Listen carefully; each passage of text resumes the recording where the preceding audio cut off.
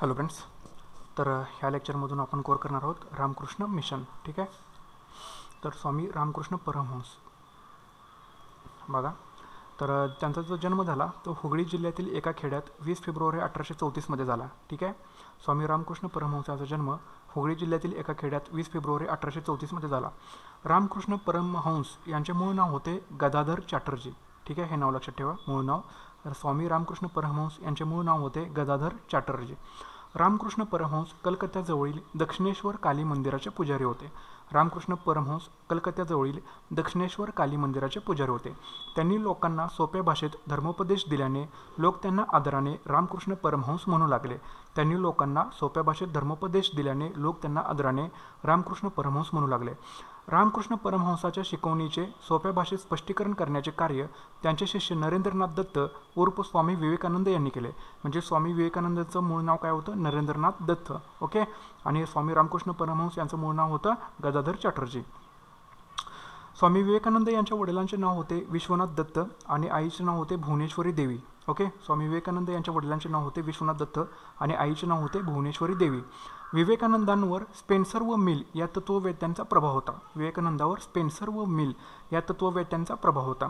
1882 प्राचार्य हेस्टी यांच्या सूचनेनुसार स्वामींनी प्रथम रामकृष्ण परमहंसांची भेट घेतली. 1822 प्राचार्य हेस्टी यांच्या सूचनेनुसार स्वामींनी प्रथम रामकृष्ण परमहंसाची भेट घेतली. 1886 रामकृष्णांच्या निधनानंतर 1887 विवेकानंदांनी वराहनगर म्हणजे बारानगर येथे रामकृष्ण मठाची स्थापना केली. कुठं? वराहनगर बारानगर येथे रामकृष्ण मठाची स्थापना केली 1887. 1886 रामकृष्णांच्या निधनानंतर. रामकृष्ण मठाच्या स्थापनेनंतर त्यांना रामकृष्णांनी दिलेल्या विवेकानंद या नावाने प्रसिद्ध झाले. ठीक आहे. रामकृष्ण मठाच्या स्थापनेनंतर त्यांना रामकृष्णांनी दिलेल्या विवेकानंद या नावाने प्रसिद्ध झाले. विवेकानंदांनी हिमालयात मायावती हा मठ स्थापन केला. विवेकानंदांनी हिमालयात मायावती हा मठ स्थापन केला. नंतर मद्रासच्या संस्थेच्या म्हणजे तरुणांची संघटना मदतीने ते अमेरिकेच्या धर्मपरिषदेला भारताचे प्रतिनिधी म्हणून हजर राहिले. मद्रासच्या संस्थेच्या म्हणजे तरुणांची संघटना मदतीने ते अमेरिकेच्या धर्मपरिषदेला भारताचे प्रतिनिधी म्हणून हजर राहिले. 11 सप्टेंबर 1893 शिकागो धर्मपरिषद त्यांनी सुरुवातीच्या बंधू आणि भगिनीनो या शब्दांनी व आपल्या प्रभावी वक्तृत्वाने त्याचप्रमाणे पांडित्यपूर्ण भाषणाने जिंकली. 11 सप्टेंबर 1893 शिकागो धर्मपरिषद त्यांनी सुरुवातीच्या बंधू आणि भगिनींनो या शब्दांनी व आपल्या प्रभावी वक्तृत्वाने त्याचप्रमाणे पांडित्यपूर्ण भाषणाने जिंकली. ठीक आहे. त्याचा सार काय होता? अध्यात्मवाद आणि भौतिकवाद. ओके. यांचं संतुलन त्यांनी राखलं होतं. अध्यात्मवाद आणि भौतिकवाद याचं संतुलन त्यांनी राखलेलं होतं. विवेकानंद शिकागोला पेनिन्शुलर नावाच्या बोटीने गेले होते. कोणती बोट होती? पेनिन्शुलर नावाची बेट होती. विवेकानंद शिकागोला पेनिन्शुलर नावाच्या बोटीने गेले होते. हिंदू धर्म व वेदांत या विषयावर त्यांनी 3 वर्षे अमेरिका व इंग्लंडमध्ये व्याख्याने दिली. कुठला? हिंदू धर्म व वेदांत या विषयावर त्यांनी 3 वर्षे अमेरिका व इंग्लंडमध्ये व्याख्याने दिली. 1897 ते भारतात परत आले. 1 मे 1897 रोजी त्यांनी कलकत्ता येथे गुरूंच्या स्मरणार्थ रामकृष्ण मिशनची स्थापना केली. 1 मे 1897 रोजी त्यांनी कलकत्ता येथे गुरूंच्या स्मरणार्थ रामकृष्ण मिशनची स्थापना केली. ओके. नंतर कुमारी मार्गारेट नोबेल या इंग्लंडमधील महिलेने हिंदू धर्म स्वीकारून स्वामींचे शिष्यत्व पत्करले. कुमारी मार्गारेट नोबेल या इंग्लंडमधील महिलेने हिंदू धर्म स्वीकारून स्वामींचे शिष्यत्व पत्करले. त्याच पुढे भगिनी निवेदिता म्हणून ओळखल्या जाऊ लागल्या. ओके. आणि त्यांचं मूळ नाव काय होतं? Margaret Nobel. स्वामी विवेकानंदांनी उठा जागे व्हा आणि ध्येयसिद्धी झाल्याशिवाय थांबू नका हा संदेश दिला. स्वामी विवेकानंदांनी उठा जागे व्हा आणि ध्येयसिद्धी झाल्याशिवाय थांबू नका हा संदेश दिला. शिव ओम हा संदेश स्वामी विवेकानंदांनी दिला. शिव ओम हा संदेश स्वामी विवेकानंदांनी दिला. मानवतावाद हाच खरा धर्म आहे असं विवेकानंद यांचं वक्तव्य होतं. मानवतावाद हाच खरा धर्म. विवेकानंदांनी हिंदू धर्मातील अद्वैतवादाचा पुरस्कार केला. विवेकानंदांनी हिंदू धर्मातील अद्वैतवादाचा पुरस्कार केला. विवेकानंदांच्या शिकवणीचा पाया वैदिक तत्वज्ञान होय. विवेकानंदांच्या शिकवणीचा पाया वैदिक तत्वज्ञान होय.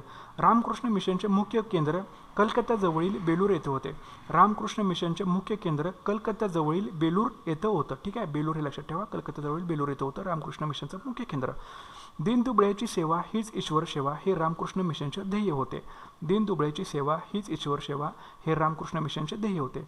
विवेकानंदांनी वेदांत समाजाची स्थापना अमेरिकेत केली. विवेकानंदांनी वेदांत समाजाची स्थापना अमेरिकेमध्ये केली होती. विवेकानंदांनी प्रबुद्ध भारत व उद्बोधन या नियतकालिकातून हिंदू धर्माचा प्रसार केला. विवेकानंदांनी प्रबुद्ध भारत व उद्बोधन या नियतकालिकातून हिंदू धर्माचा प्रसार केला. ओके, प्रबुद्ध भारत आणि उद्बोधन या नियतकालिकातून हिंदू धर्माचा प्रसार केला. 4 जुलै 1902 रोजी वयाच्या 39व्या वर्षी बेलूर मठात विवेकानंदांची प्राणज्योत मावळली.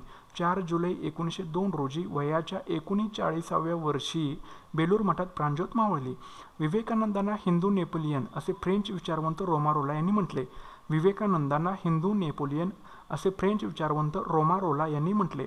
रवींद्रनाथ टागोर म्हणतात, भारताला जर समजून घ्यावयाचे असेल तर विवेकानंदांचे तत्त्वज्ञान वाचा. रवींद्रनाथ टागोर म्हणतात, भारताला जर समजून घ्यावयाचे असेल तर विवेकानंदांचे तत्त्वज्ञान वाचा. 12 जानेवारी हा स्वामीजींचा जन्मदिवस युवक दिन म्हणून साजरा केला जातो. 12 जानेवारी हा स्वामीजींचा जन्मदिवस युवक दिन म्हणून साजरा केला जातो. 12 जानेवारी. सुभाषचंद्र बोस म्हणतात, जोपर्यंत बंगालचा संबंध आहे आम्ही विवेकानंदांना आधुनिक राष्ट्रीय चळवळीचे आध्यात्मिक पिता म्हणू शकतो.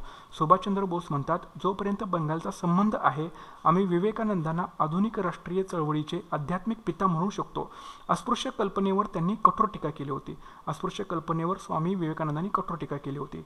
विवेकानंद म्हणतात, मी त्याला महात्मा समजेन ज्याचे हृदय गरिबांसाठी द्रवते, इतर दुरात्मा आहेत. विवेकानंद म्हणतात, मी त्याला महात्मा समजेन ज्यांचे हृदय गरिबांसाठी द्रवते, इतर दुरात्मा आहेत. ओके, तर अशा पद्धतीचा हे रामकृष्ण मिशनच्या ह्या नोट्स आहेत आणि हे व्हिडिओ लेक्चर आहे. हे तुम्ही सारखं रिवाइंड करून बघा, म्हणजे तुमच्या सर्व गोष्टी ह्या पाठ होऊन जातील. ओके, यानंतरचं लेक्चर मी लवकरच अपलोड करतो.